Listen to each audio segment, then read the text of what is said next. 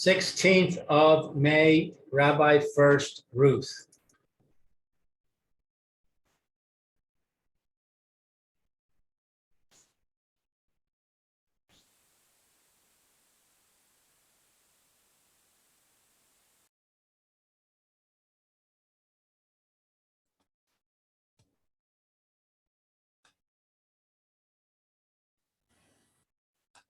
Okay, good morning.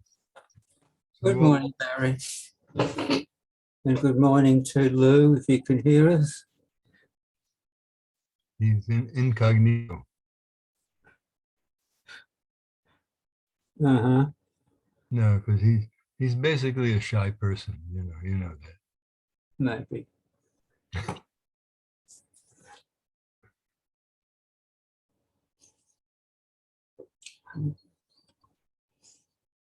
Well, that didn't get a response from him, so I guess he's not in range.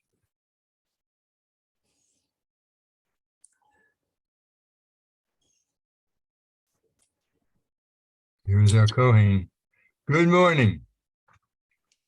Good morning. Good morning, Mayor. Good morning.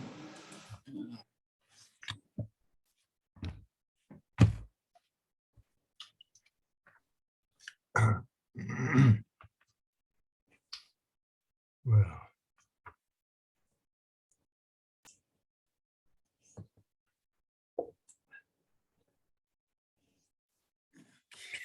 Let's get this.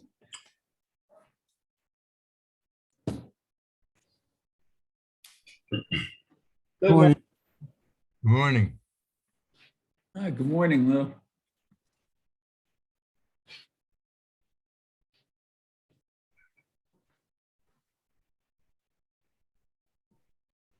Good morning, Ruth. Good morning, Lou. Good morning, Mayor. Good morning, Good Barry. morning, everybody. Good morning. Morning, Rabbi. Good morning, Shalom. Good morning again. This is Rabbi Shlomo Furst here, Yeshiva Tzalman here in Zoom in Shalim. We are learning our first year in Megillus Ruth. We're in the beginning of the third parak, if I'm not mistaken, correct? Yes, That's where we left off. third parak pasuk aleph. Now, okay, now I just want to mention what that was very significant. What we learned in that last pasuk, that the Medrash makes a point, and so did the Meforshim, that the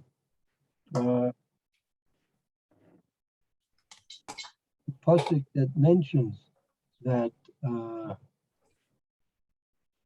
that Ruth was busy with the harvest from the beginning of the barley harvest till the end of the wheat harvest was 3 months, right? That's the very last pasuk Chaf Gimel in Parak Beis, right? With Tidbak Naros Baboya, she clung to the Naros of Boaz, Lilkot, to harvest Ad Kolos Akatzir, Sorim Katzir Chitim, until it finished the harvest of this barley and the harvest of the wheat, right? V'tesheves Chamos, she was dwelling with her mother-in-law, meaning Naomi. So those, the Meforshim say, the Medrash says, and the Meforshim explain that it takes 3 months from the katsir of the barley, the harvest of the barley, to the end of the harvest of the wheat, 3 months. And those 3 months were in fact the 3 months waiting time that a ger or geurus has to wait before she's accepted into the Klal Yisrael. So that's very significant in our trying to understand when and how Ruth was actually converted, and therefore, so you see that there is a remez. It's not maybe meforish, but it's a strong remez here, right in the pasuk, that Ruth was waiting for those 3 months to elapse before she was actually accepted to be a geurus. I think we said the purpose of the 3 months was to make sure she was not pregnant. Right. That's the general reason why they have to wait. Right. So at the time of her actual conversion, we know that she's not pregnant and not carrying a child, which would then be a big question of what the status of the child is. Exactly. We want to make sure and determine positively that any children she's going to have will be undoubtedly Jewish children. Whereas if it was before 3 months before the time period would be known that she could be possibly pregnant from a non-Jewish source, so that would be a doubt. And, therefore, we have this 3-month waiting time, and we see that in fact that's what they learned, that Ruth was waiting these 3 months, and that would bring us obviously to the beginning of the next parak, which now is the turning point in the whole relationship with Ruth to Klal Yisrael. Now it really begins. Let's take a look at the first parak here. Can I ask one question before we start? Is it Yeah. possible to say that the reason that the details of the conversion are, so to speak, hidden is because it was such a great event in the history of Judaism that David HaMelech would come from that, so that this had to be hidden from the Satan. There are some explanations that speak about the whole situation, being that, as you mentioned, David HaMelech being the progenitor for the Mashiach and the Yeshua, the Redeemer. This is a very special thing, which obviously we don't want it to make it too public, keep it secret. So yeah, that there are definitely those who learn that way, and they give reasons because of that. Yeah, very good. Yeah. Can I ask a question also? Sure. So we've mentioned a number of times this concept of the 3 months and the pregnancy, and Yes. I didn't really think about it too deeply. Right. But now it just occurred to me to think about it, and I don't really understand it. If a Jewish woman has relations out of wedlock with a non-Jewish man, the child is Jewish, 100%. So what exactly is it that we are concerned about?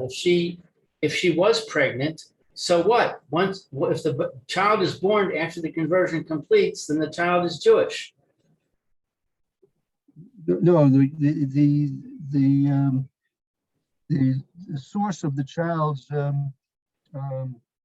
ancestry becomes it's a time at the conception.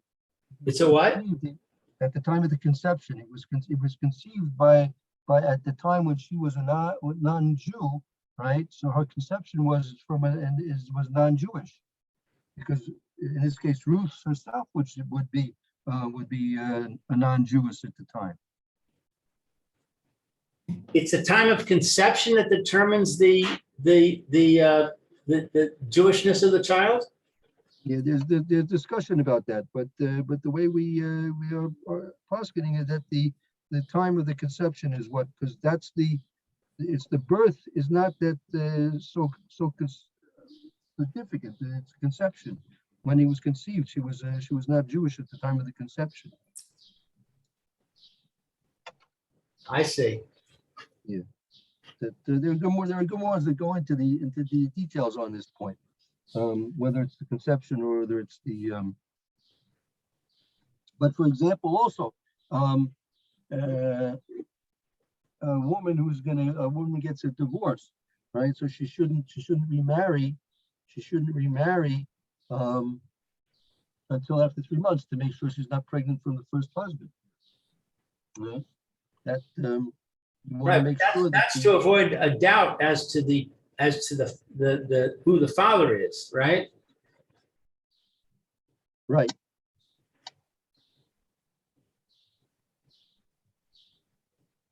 Right.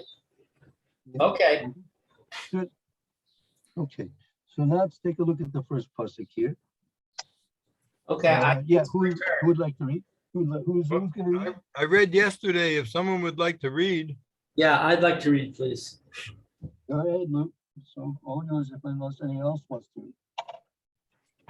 V'tomer la Naomi chamosa biti halo avakesh lach manoach asher yitav lach.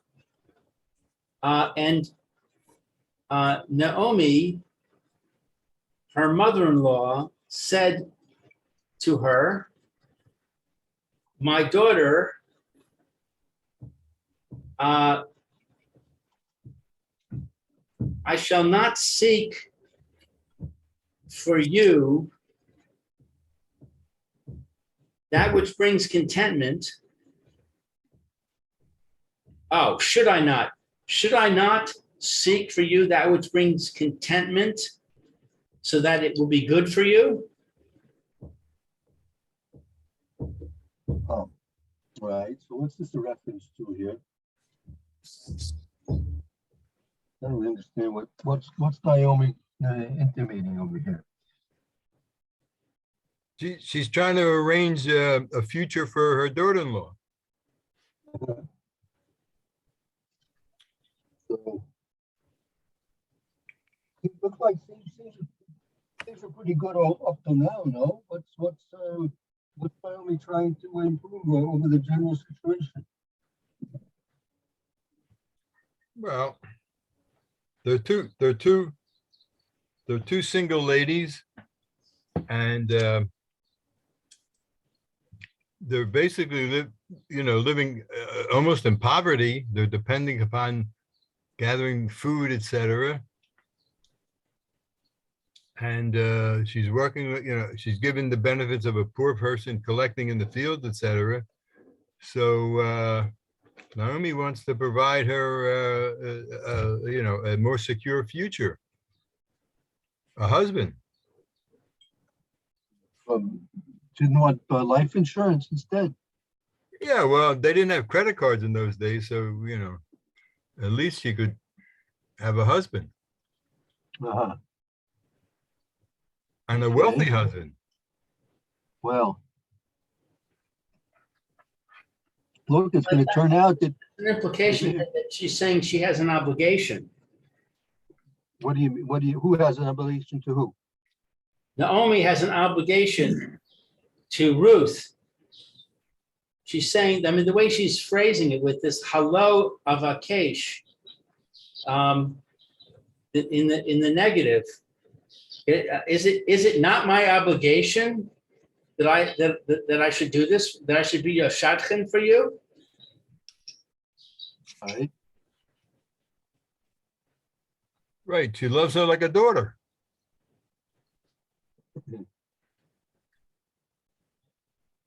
Okay, and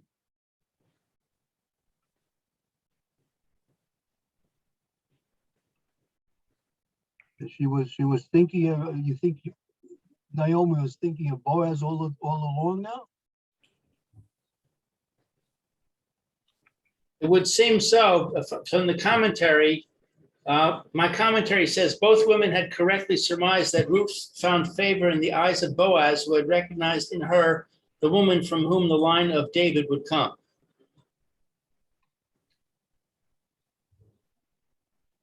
Is that the Alshif? Is that the Alshif?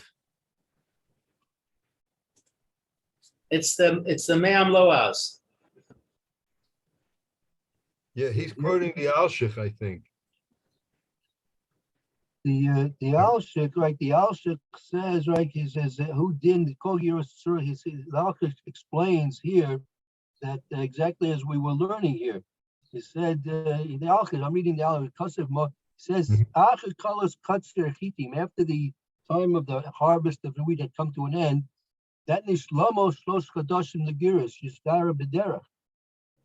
That brought an end to the 3 months of our waiting period of Geras that she was misgayer b'derech. that the Alshik is learning that the conversion of Ruth took place when they were on the road back, apparently, to Eretz Yisrael from Moab.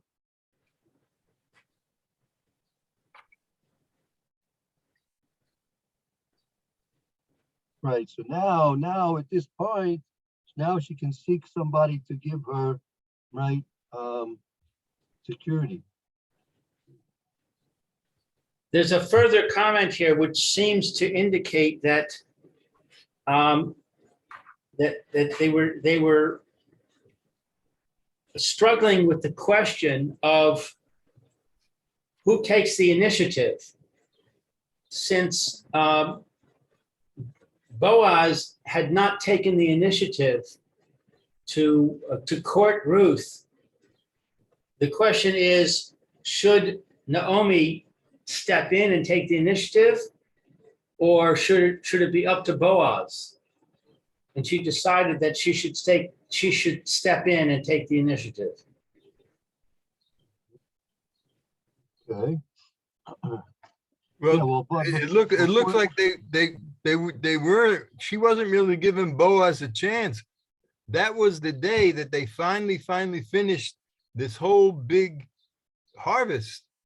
I mean, it's a tremendous thing. It's a whole year's supply of food in the warehouse, and et cetera. And he, it's possible that after all that was done, and he, whatever he was going to do with it, sell it or store it away or whatever. So it was a whole huge project. So maybe he was intending in the next ensuing days that he was going to look up Ruth. yeah, well, besides that, I mean, Naomi's jumping right away, jumping in. He just finished that night. And he lays down, he's exhausted, tired, and he falls asleep. He's so tired. yeah, well, don't forget it. If he hadn't finished the conversion yet, there was nothing for him to do in the meantime, right? There was no courtship that was available to be had at the time when she was still being initiated. Right. So what if that's the case, that explains why Boaz was not looking her up right away, so to speak. He's waiting for the official conversion, but Naomi is not waiting. She's pushing, the envelope. According to my commentary, it says 3 months had passed from the time of Ruth's conversion at the beginning of the harvest season. Right, exactly. So 3 months, so he had 3 months already. No, you have to wait 3 months. After the conversion, you have to wait 3 months. You have to wait the 3 months. So that was the night that those 3 months were now over. So now that's that very day, so to speak. So, so give Boaz a chance. You know what I mean? He's just finished this huge, business operation here. So maybe he wants to take a rest, get up in the morning, and then, start the matrimonial process, whatever they do with the matchmaking, whatever the minhag was at that time. But Naomi didn't give him a chance to breathe. Well, again, this is the way it's being related to us, right? That's exactly the beginning of this third parak. This beginning of the first parak is now the relationship which began now up until now. The first two prakim are Ruth before she was misguided. Now this is Ruth after she's misguided, after the process has come to an end. Right? And now all the mechanisms that have to take place, right, can now begin, because now she's fully initiated into the Jewish people. Right? But before that, there was nothing too much to do before that. So that's okay. So is that when we get to Pasuk Gimel, is that the actual conversion? Okay, well, no, let's go slow. 1 second. Yeah, so okay. We'll get to it. Let's see. I just want to, just want to see here.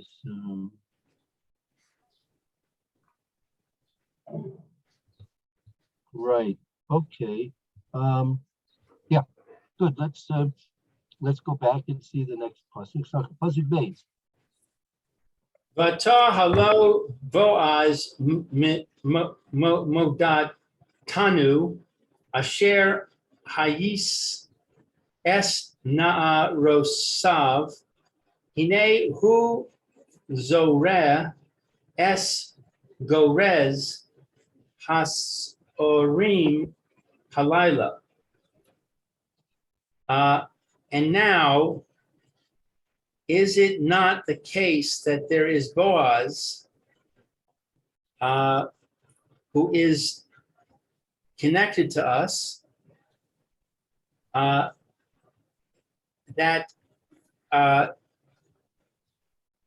you have been with his young women, and behold, he is winnowing barley on the threshing floor tonight. Oh, okay.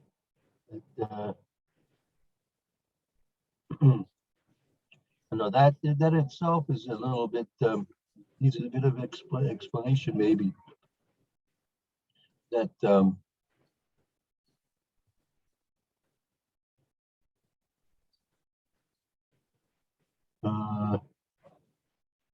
what was but I know the people usually did these things at night. Need an explanation why it was specifically at night that Moses was doing this, the winnowing at night there. Um, uh,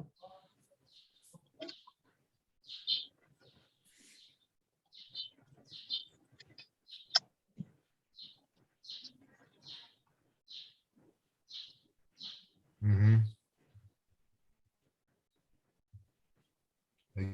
I guess it's that's when there's a lot of wind to blow maybe I guess when it gets cooler, it doesn't get windier. could be You know, that in the heat of the day, there's not usually that. that could be. Yeah, that's reasonable. That at night it might be at night that it might be better winds. That could be. That could be. And it's also not as difficult to work. You can really work hard when it's cooler at night. You know, it's that kind of physical work is hard when in the heat of the day. Right. So that's probably why they did it at night. Mm-hmm. Don't forget. Don't forget. They I didn't mean, have. obviously Naomi knew this. Yeah.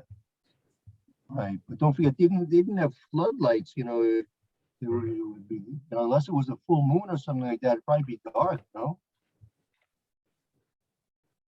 Yeah. Yeah. Well, or some kind of moonlight.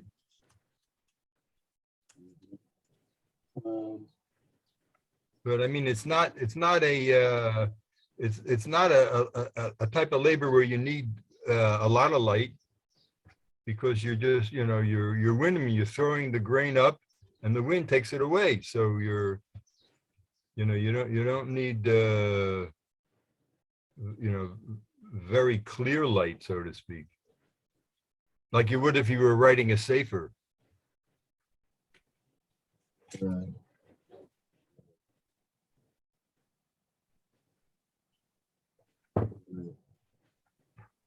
Okay. Yeah. If you look at the Rashi explains why a reason why perhaps it was again. Oh, it says here. It says that the Atala hello boys Modatanu that he's going to be doing it. Ine hu zora es goran sorim halayla. Doing it at night.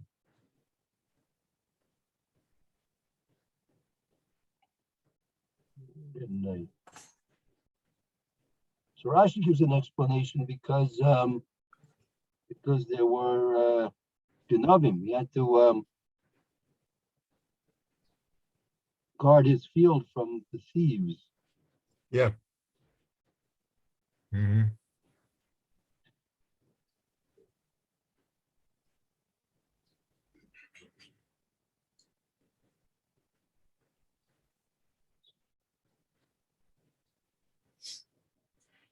Jongens zullen geen bovenlijn. Right. Okay. That's let's see the next pasuk.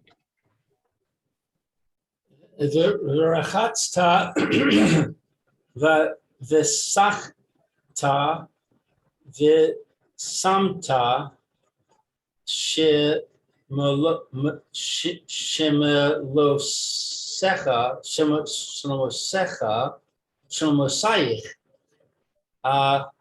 alayich v'yaradta hagorez al tivadi loish ad ka loso le'echol v'lishtot. So bathe and anoint and dress in your clothing with and don your clothing upon yourself, I guess, and descend to the threshing floor. Do not make yourself known until he has finished eating and drinking. Do not make yourself known to the man until he has finished eating and drinking. Right. So is that it, Rebbe? That's it? This is the actual time she went to the mikveh? Well, if you look at the Rashi says here,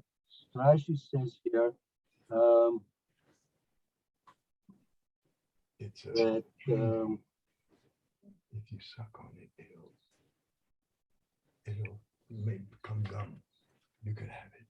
Okay. as we mentioned before, we mentioned this once before. The Brisker Rav mentioned this, that Ratzcha Mitzino Favoda Zora Shala. She should bathe herself, meaning cleanse herself from her avodah zora, right? The sakta and anoint herself elu mitzvahs with the mitzvahs, right? So the Brisker Rav was learned from this. This was the going to the mikvah and the acceptance of mitzvahs. This was our final stage of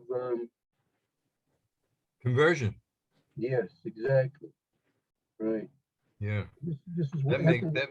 Yeah, after it's the all 3 coming months had together. passed. Now she's fully converted. Right, fully converted.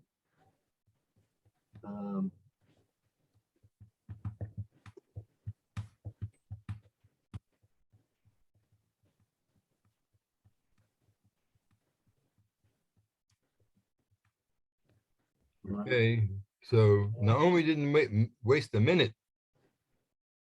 Well, it could be known that's what was supposed to be done. Like, could be every kind of knew this, again, the Megillah is only telling us what we need to know, but exactly what happened, we don't know exactly what happened. It could have been, Naomi could have been in touch with Boaz, on this point, doesn't have to necessarily be that Boaz was surprised. He might have been expecting this. Oh, I see. I mean, we don't, not everything that the Megillah tells us is what actually happened, right? There may be more things going on behind the scenes, so to speak. Well, I would think so. I mean, look, don't forget that Naomi was a relative of Boaz, right? Yeah. And obviously Boaz was taking a special interest in Ruth, right? And also therefore in Naomi as well. So, Rabbi, if you look at Pasuk 8, it says Boaz was startled. right. What is, so So, we have to, so he was surprised. It says he was Yeah. startled. Behold, a woman was lying at his feet. well, he did, He even was before, sleeping. yeah, even before he knew who he was. Well, he wasn't necessarily expecting anything to happen that particular night. That, you wake up, you know, and some woman sleeping by your feet. That'd be a very, shocking thing in a certain way. Not exactly what. Then he says, "Who are you?" Right. So that would seem to imply that he wasn't expecting it to be Ruth. Well, I mean, I don't know if they made a special agreement that would be a special night, but the it's it's dark and you don't see people so well in the dark. But also the commentary says that the reason he stayed over that night was to guard against the thieves. Right. Right. There was a lot of thievery going on in those days. So he was actually there guarding. So naturally he's sound asleep and, someone's, near him. He's a little jumpy. Mhm. Right. Right. Okay. We'll get to that. We'll get to that positive. Hold on. The question: why didn't I'm just wondering why was it important until the don't make yourself known, right? Don't make yourself known until you finish to eat and drink. Why was it? And we see that I guess the Ruth didn't listen. No, seemingly from Pasuk 8, she waited much longer than that. What's No, this? No, because Pasuk Dalet says when he lies down. So she's telling her, wait till he lies down, etc.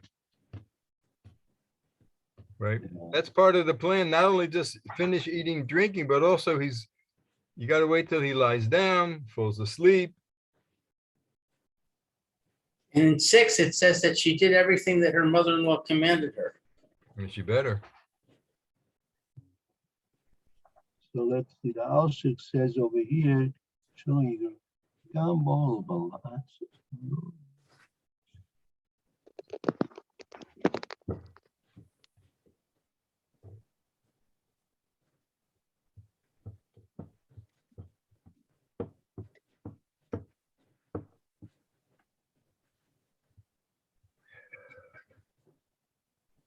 Ah, interesting. The Alshik says says a very insightful thing here. What was the point of, right? What was the point of Naomi telling her, Ruth, not to approach the Boaz until he finished eating and drinking, right? And then when he's go there when he's lying down, you should go to him then, because this is a way that he would know, right? This is a way he would know that that Ruth was from Lot. Remember, right? Moab and Ammon come from Lot, right? Lot with the Meister with his daughters. The Lot's daughters. They also waited till their father finished eating and drinking, right? And then they had relationship with their father after he had finished drinking. So this was a indication to Boaz that that Luce was from Benoist Lot.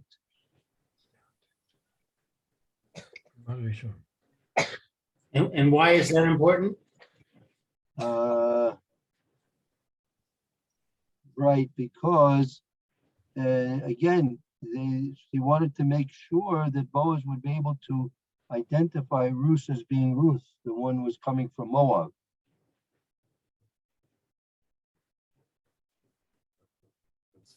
So this was a an indication to Boaz that that this was Ruth, who was the Moabis. But he asks her, who are you? Right. But this is a verification.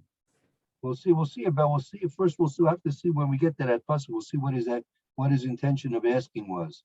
I mean, if he already knew who Ruth was, he's not going to ask her if he knows who she is. Well, he's not going to ask her who she is, right? No, he means, are you converted? Okay. Who are you now? Who are you? Okay. Well, we'll see. That's important. Yeah. That's really, you know, that's I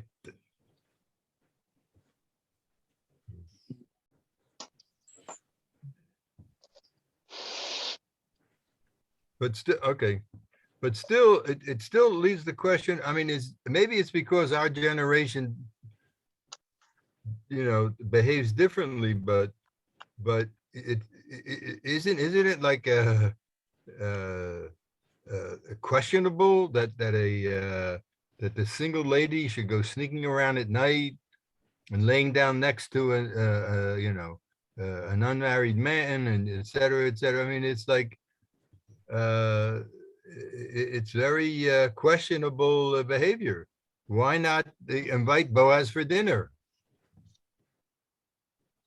Well, okay. So that is this that you're asking, Barry, is one of the, you know, aside from the question of when did Ruth actually become Ms. Geyer, and the question why Elimelech actually left Eretz Israel, right? And the question why Naomi didn't stop them or didn't at least return earlier, right? These are some of the major questions that the Megillah is presenting to us. So this is also one of the major questions. What was this whole drama which is taking place here? Right. Yeah, hello, I'm back again. We've got a blackout. Oh, go ahead. What do you got I've got here some prefatory remarks that this Sefer gives. One of them is that the idea of relations like that wasn't a no-no in those days.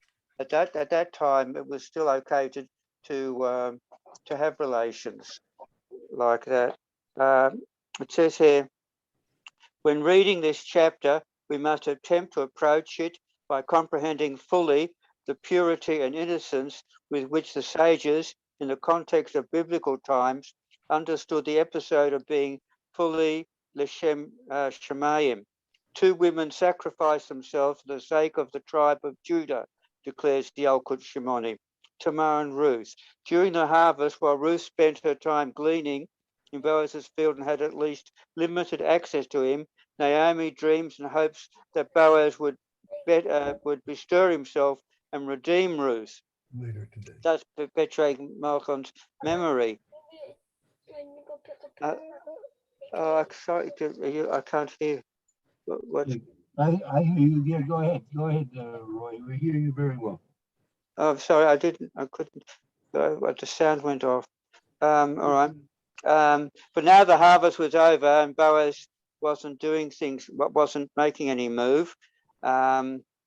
So for all they knew, Boaz might even be offended at the mere suggestion of his marrying Ruth, because Naomi was destitute and Ruth was foreign Moabite stock and so on. Could she expect to approach him and simply ask him to redeem and marry this girl? Naomi became convinced that a condition of stalemate could not continue. Things had to be brought to a head one way or the other. Now it says here, it must be remembered that the prohibition of yichud, of seclusion of a man with an unmarried woman, later forbidden by the court of King David, had not yet been proclaimed. Naomi therefore decided that the best course of action, however daring and unconventional, was for Ruth herself to approach Boaz under the most intimate and personal circumstances and remind him of his responsibility to the family of his dead uncle, Elimelech. In a personal confrontation, convinced that her motives were sincere, his compassion for her bitter plight might be evoked. That's what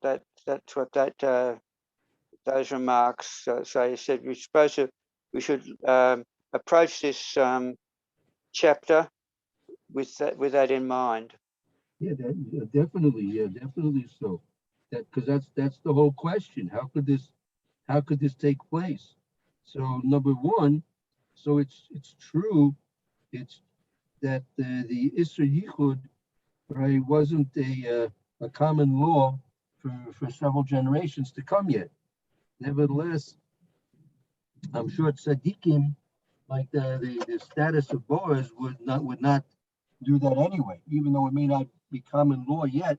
But the tzaddikim are always way ahead of the general public in terms of what they are involved with and their carefulness in various different halachas. So even though the Yisra Yichud didn't exist, there was still a highly, as what you read, was highly risky to do this. It was not normal social behavior, right? Even though that it may not be forbidden for a woman who's unmarried to be alone with a man, whether he's married or he's not, but it's not, even though it might be permissible under the strict letter of the law, but yet it's not what I would say probably the social norm, right? Yeah. So, I hear. Naomi was taking a very big risk at this point. I mean, what did she have to lose anyway? I mean, you know, but I mean, why couldn't she just discuss the situation with Boaz, put everything on the table, and Right.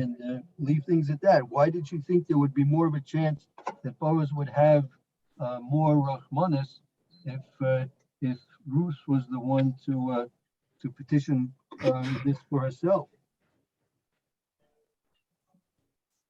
Yeah. So, Yeah. so that's something we have to try and understand.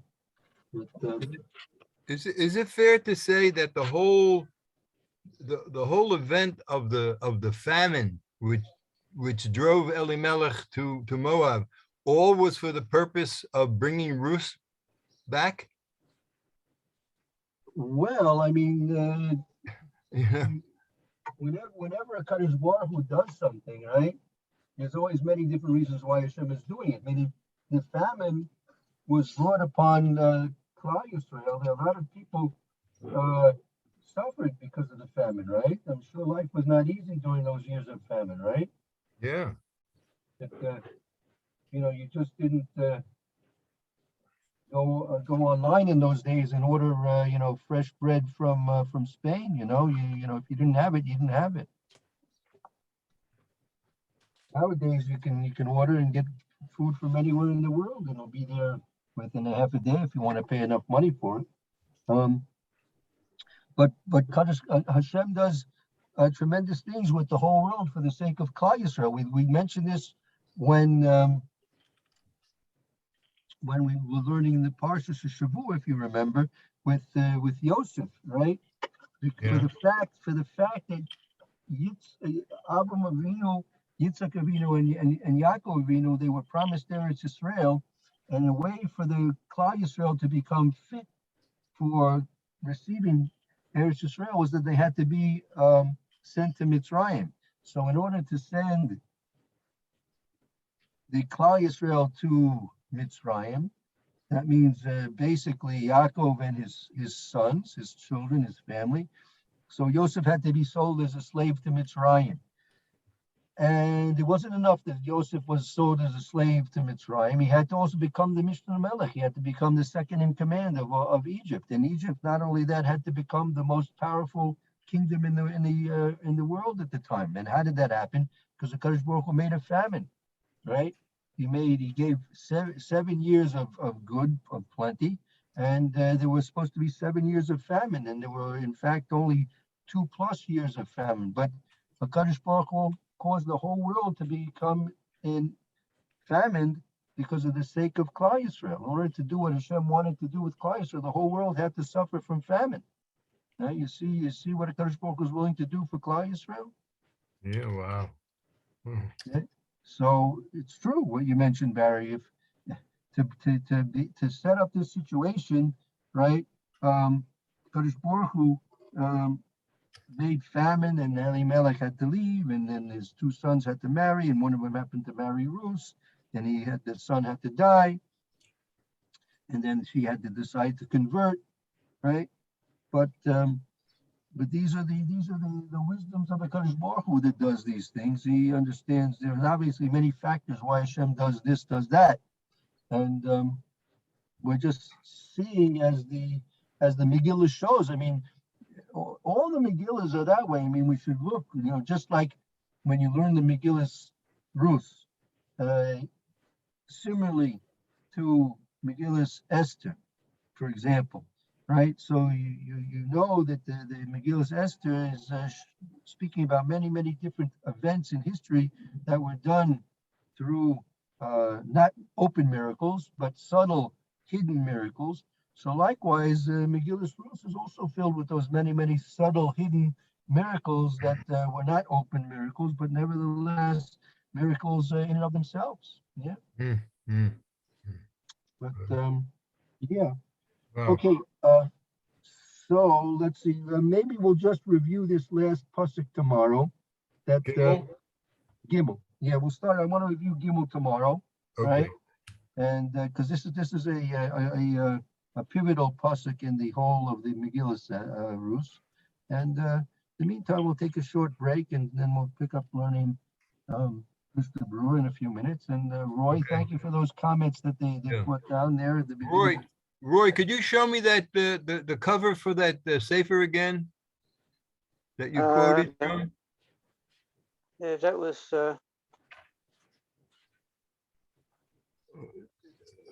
Okay, is that Art Scroll? Yeah, That's that's Art Art Scroll, yeah. That's Art Scroll, right. Yeah. Okay. Thank you very much. That was good. I'll have to find. I think I might have a copy. I have to look around. Okay. Shkoyach. Very good. All right then. Okay. Bye. Roy, have a good afternoon. We'll see you Okay. tomorrow, Mr. Shem.